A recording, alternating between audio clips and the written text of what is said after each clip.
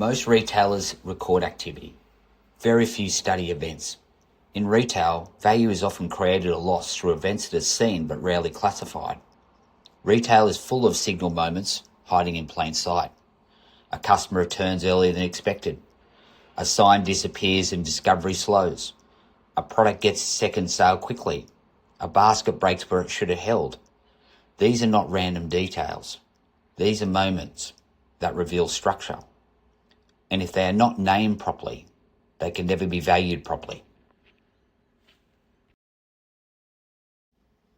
Teams usually feel dragged before they can name it. They often experience shifts in the value matrix before those shifts are formally measured. Recognition starts when the normal activity is reclassified as economically meaningful. Not every transaction carries the same signal. If the customer begins to speed up, trust may be building. But if the growth is being held up through discounting, if the margin quality starts to weaken and the range begins to narrow, the signal changes. The business may still look active, but the quality of the system is no longer improving cleanly.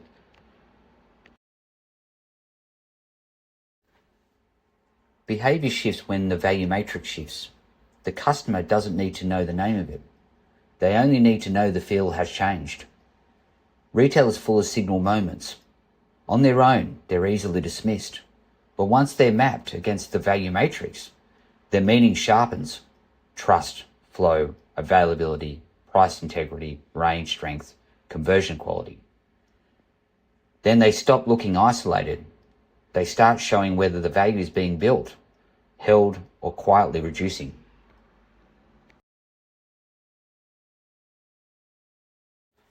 Teams usually feel the shift before the business measures it. The value matrix is often lived in behaviour before it appears in the reporting. They feel when the trust is harder to build, when the flow becomes less natural, when the availability creates friction, when the conversation takes a little more effort than it should. Reporting often fails to show it clearly. Sometimes it doesn't show it at all.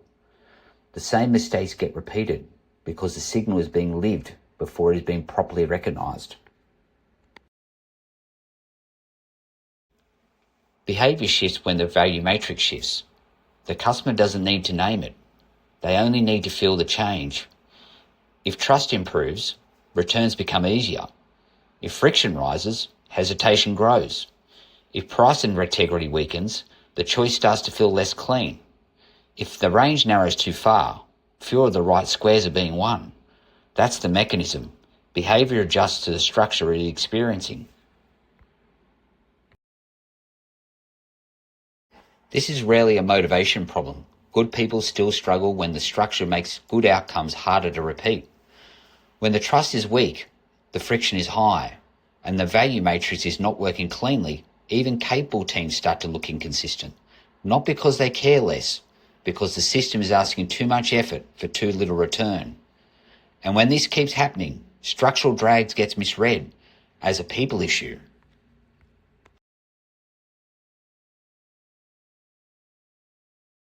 The signal is often patterns of resistance, more effort, slower movement, heavier decisions, less clean progress. More effort is needed to create the same outcome. Movement slows, decisions get heavier, progress loses its shape. That's how structural drag starts to show itself in real time. When effort rises without the matching gain, force the strategy into a value matrix. If the claimed pillars cannot be mapped clearly, the business is already hiding in its own gaps. Ask the simple question: what is the business actually trying to win on? Trust, flow, availability, price integrity, range strength, conversion quality. If those pillars are vague, the strategy is vague. And if those pillars are clear, but the evidence doesn't support them, the gap usually shows where the system is weakening.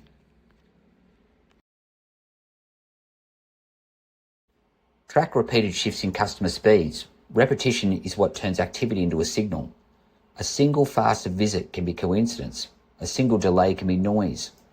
Repeated movement in the same direction is different. Faster returns can mean trust is building. Slower returns can mean friction is rising, relevance is weakening, or value is becoming less clear. This is where behaviour becomes measurable evidence.